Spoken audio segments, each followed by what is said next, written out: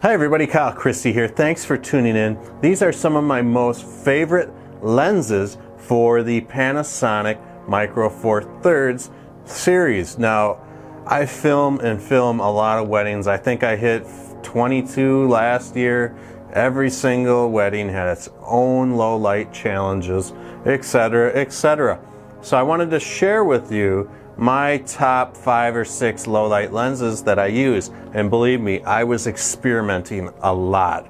Now the cameras I run are the G7 and the GH5, both great cameras from Panasonic. Are there better cameras?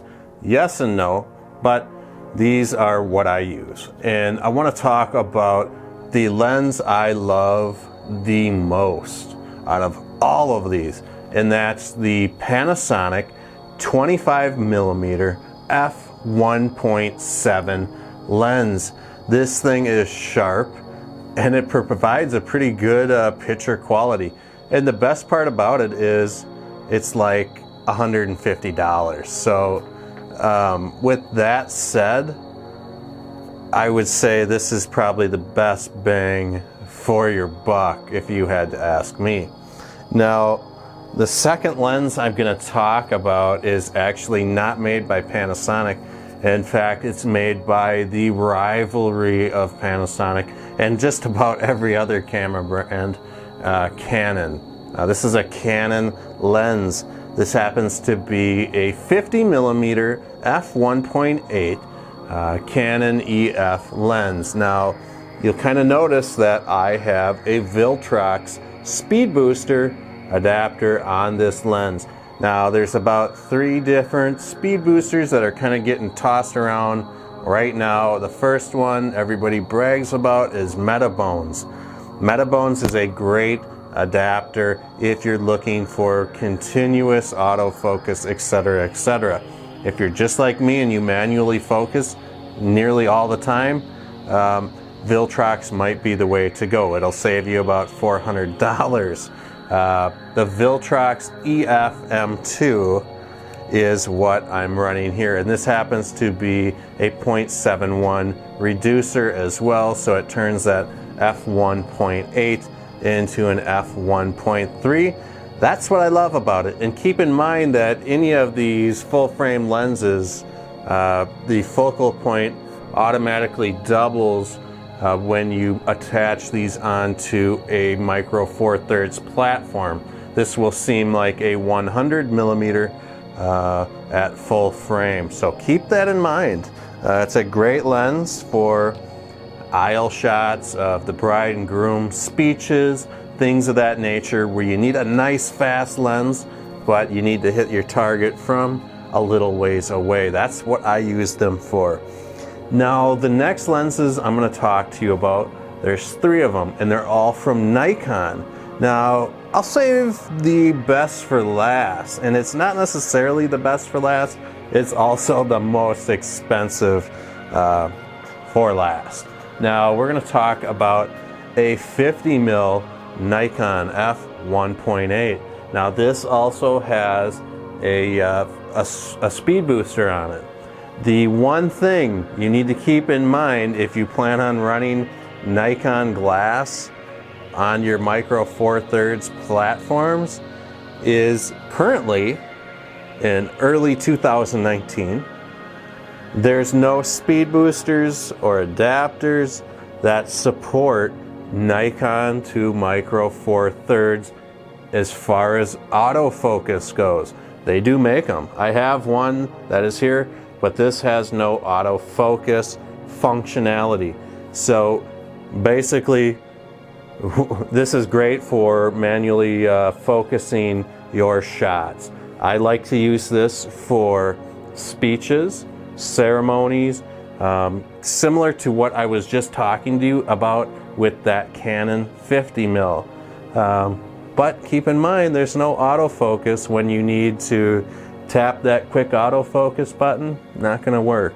So that is still one of my favorite Nikon lenses, and I shoot Nikon for photography. I'm not attached to any brand, and it burns me up when you get people that are attached to brands. It's kind of like the whole Ford versus Chevy thing.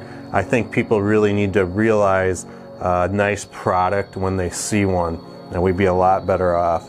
The next lens, it's another Nikon. It's the 35mm f1.8. Keep in mind, you need the speed booster, and it's not autofocusable. So you're gonna manually focus this lens, but it's nice, a little bit wider shot.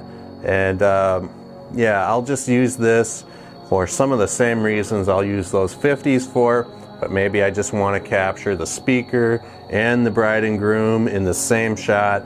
It just depends. It's a great stationary B-roll footage lens, if you want to call it that. I have used it for you know, things like that. Now the third lens we're moving on to, and this lens is one of the lenses that a lot of Panasonic users cannot live without on the Micro Four Thirds platform, and this lens is made by Sigma. Now you should probably go ahead and get the Canon Sigma lens. This happens to be a Nikon, and this is an 18 to 35. So once again, I can only manually focus this lens. But as I said before, I shoot Nikon photography, so it doesn't really bother me. I have the lens. Yes, I do run this lens a lot, especially when I'm doing these more personal, intimate interview style shots, because the glass that Sigma makes in this is just absolutely amazing. This is an f1.8. You slap that speed booster on here and it becomes an f1.3. It's a low light monster, and that's what everybody loves about this lens. The thing that people don't love about this lens is the fact that it's about $600 or $700. It's heavy as hell.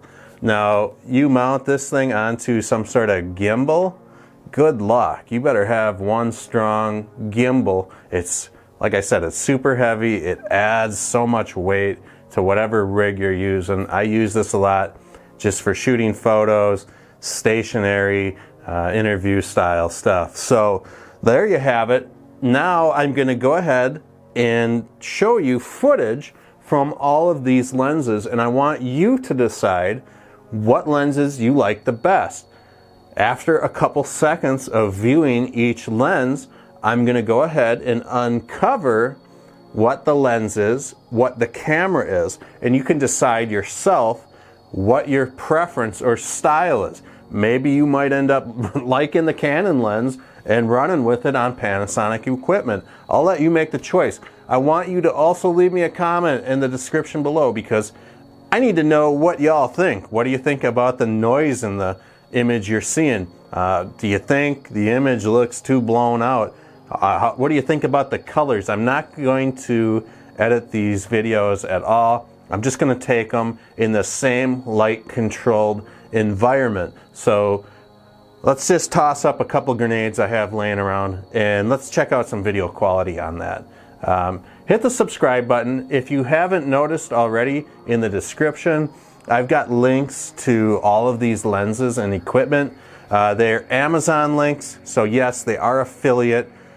Yes, I will make something if you buy something off these links, but you will not get charged extra as a consumer. It comes straight from Amazon or the retailer's profit, not what you're spending. You're not going to be spending any more money than you already are. So anyways, thanks for supporting the channel. I hope you enjoy this video.